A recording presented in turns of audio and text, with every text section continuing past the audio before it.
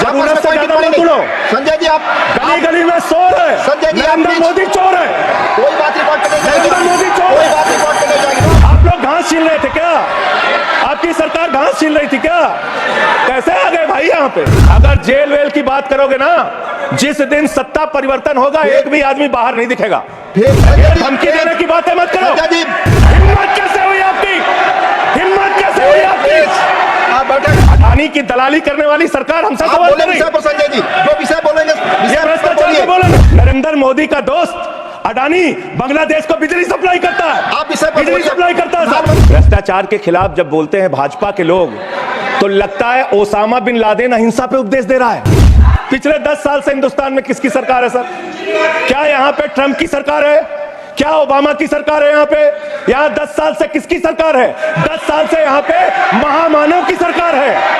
गाय काटने वाली कंपनी से चंदा लेने वाले लोग मेरे ऊपर सवाल उठा रहे हैं। दिल्ली में जो चुनाव करा रहे हैं मान्यवर, ये घपले से जीतना चाहते हैं, ये चुनाव घोटाले से जीतना चाहते हैं। दिल्ली में ये चाल चलेगी नहीं, याद रखना। तुम्हारा गठबंधन ईडी से, ईडी से तुम्हारा गठबंधन, सीबीआई से तुम्हारा गठबंधन। चीखने चिल्लाने से कुछ नहीं होने वाला। और तुम्हारी तानाशाही के आगे झुकेंगे नहीं कभी। जेल 3 घंटे ईडी सीबीआई दे दो, सबको भेज दूंगा। चलो दे दो। ईडी के राज में क्या स्थिति है? 5%, देश के 5% लोगों के पास देश की 60% संपत्ति है, और देश के 50% लोगों के पास मात्र 3% संपत्ति है। और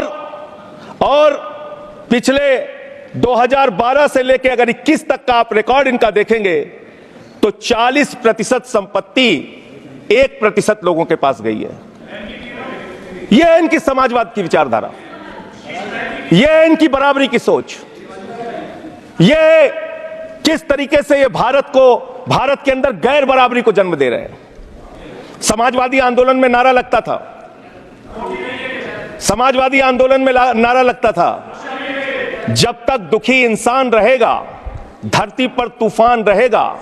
नारा लगता था, रोटी कपड़ा और मकान मांग रहा है हिंदुस्तान। नारा लगता था, धन और धरती बट के रहेगी, भूखी जनता चुप न रहेगी। लेकिन आज भारत को इस हालत में इन्होंने पहुंचा दिया है मान्यवर, जहां पर 3% संपत्ति 50% लोगों के पास है और 5% लोगों के पास देश की 60% संपत्ति है।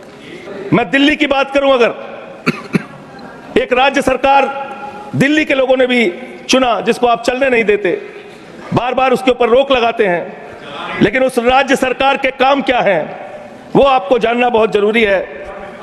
एक ऐसी सरकार जिसने, अब देखिए टोका टोकी करेंगे। बोलिए ना, आप बोलिए, आप क्यों उधर बात कर रहे थे? अभी ये लोग जब बोल रहे थे मैं चुपचाप सुना, चुपचाप सुना। आप बोलिए। अगर जेल वेल की बात करोगे ना, जिस दिन सत्ता परिवर्तन होगा एक भी आदमी बाहर नहीं दिखेगा। ऐसी बातें मत करो, आपस में बात नहीं। संजय जी धमकी देने की बातें मत करो। संजय जी आपस में कोई बात नहीं। संजय जी प्लीज प्लीज, नहीं कोई नहीं, आपको आपस में कंट्रोल कीजिए सर, सभी लोग आपस में बात। प्लीज आप बैठे रहे, प्लीज। ऐसे धमकी देकर काम मत करो। आप विषय पे बोले, विषय बोले। अडानी की दलाली करने वाली सरकार हमसे सवाल कर रही है। विषय पर संजय जी जो विषय बोलेंगे भ्रष्टाचार बोलेंगे, विषय पर बोलिए प्लीज, विषय पर बोलिए प्लीज। अडानी की दलाली करने वाले लोग हमसे सवाल करेंगे। मुझे लगता है कि संजय जी अपना आपा खो गए हैं और उन्होंने अपनी शब्दावली को ध्यान में रखना चाहिए, और ये जो उन्होंने शब्द वाक्य इस्तेमाल किया है ये एक्सपंज होना चाहिए। प्लीज आप बोलिए, प्लीज प्लीज प्लीज सर बोलिए। हम सबसे आग्रह कर रहे हैं अपने विषय पर बोलिए। किस राज्य से मैं चुना गया हूँ, आपसे भी कर रहे हैं, उस राज्य में क्या काम हो रहा है, क्या ये देश इनको दर्द क्यों हो रहा है? प्लीज विषय संविधान पर चर्चा, तकलीफ क्यों हो रही है? संविधान पे चर्चा, हर सदस्य से इनको तकलीफ क्यों हो रही है? हर सदस्य से हम अपेक्षा करते हैं संविधान पर बोले। तो दिल्ली में प्लीज जेल 3 घंटे ईडी सीबीआई दे दो, सबको भेज दूंगा। चलो दे दो ईडी सीबीआई। आप बोलते हैं, प्रवोक करते हैं, आप इसे मत बोलिए। ये सब चीजें नहीं जाएंगी, ये सब चीजें नहीं जाएंगी रिकॉर्ड पे। प्लीज वो बोल रहे हैं जेल क्यों आपस में बात न करें, आप बोले संविधान पर, आप प्रोग्राम को आपस में बात न करें। प्लीज प्लीज आप इस तरह टिप्पणी नहीं कर सकते माननीय सदस्यों पर, वो चीजें रिकॉर्ड में नहीं जाएंगी। इस तरह की टिप्पणी सदस्यों पर एक दूसरे पर करना, प्लीज आप विषय पर बोले। सर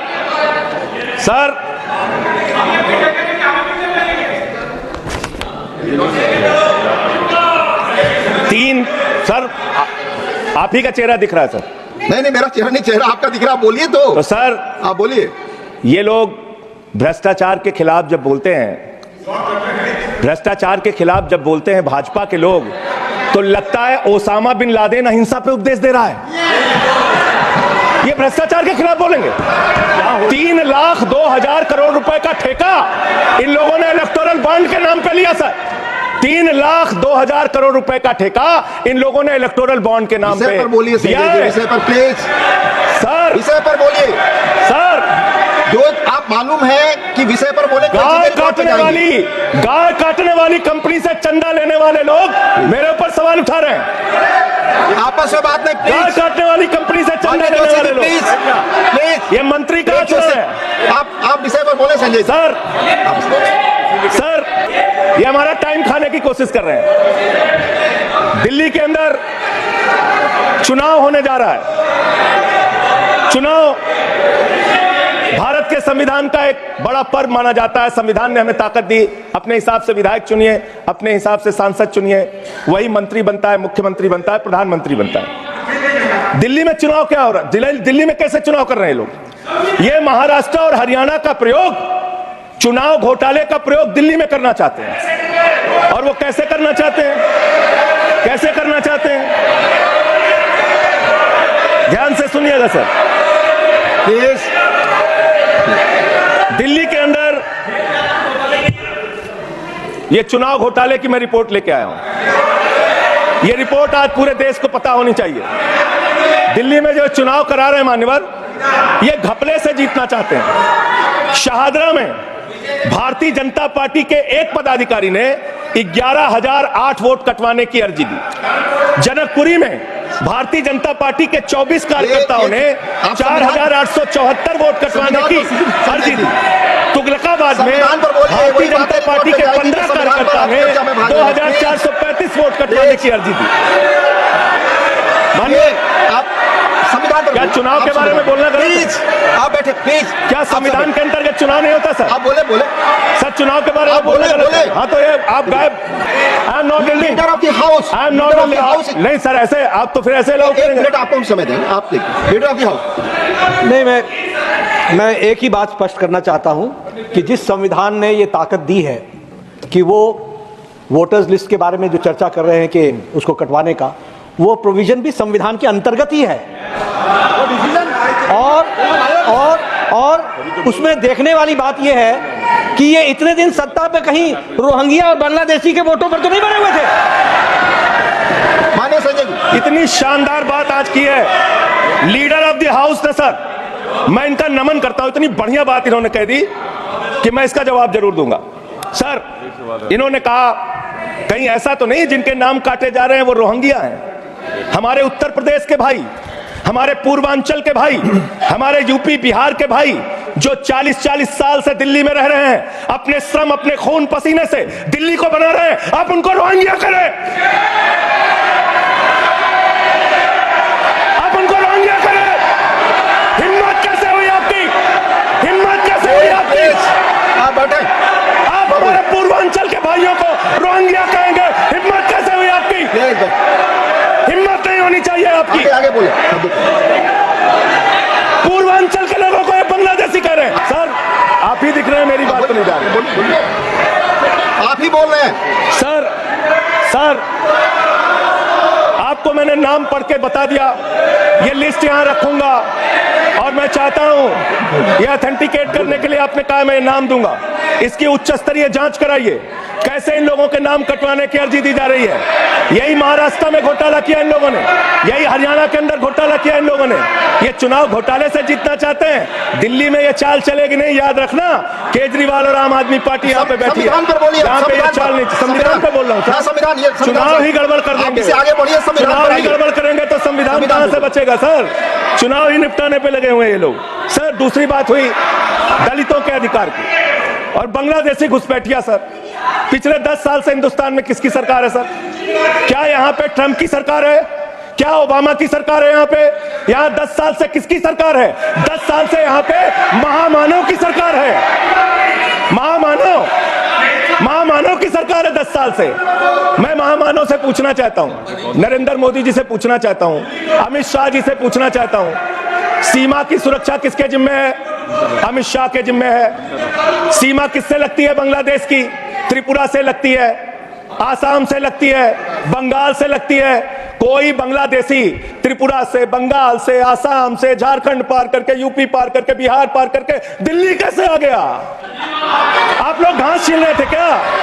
आपकी सरकार घास छील रही थी क्या? कैसे आ गए भाई यहाँ पे बांग्लादेशी? और 10 साल में 10 बांग्लादेशी घुसपैठिया दिल्ली से भगाया हो तो उसका नाम बता दो, उसका नाम बता दो। 10 साल में 10 बांग्लादेशी घुसपैठिया दिल्ली से भगाया हो तो उसका नाम बताओ ना। राजनीति क्यों करते हो?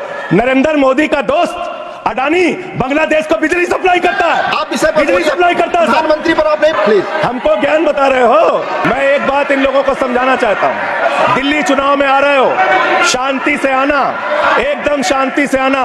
यहां पे अगर गंदी राजनीति की, हिंदू मुसलमान किया तो हमने दिल्ली वालों को सिखा दिया है। जब तुम कहोगे हिंदू मुसलमान, वो कहेंगे स्कूल अस्पताल, स्कूल अस्पताल, स्कूल अस्पताल। आपको मैं बताना चाहता हूं, यहां किसी भी तरह की तानाशाही और दादागिरी दिखाने की कोशिश मत करना। दिल्ली का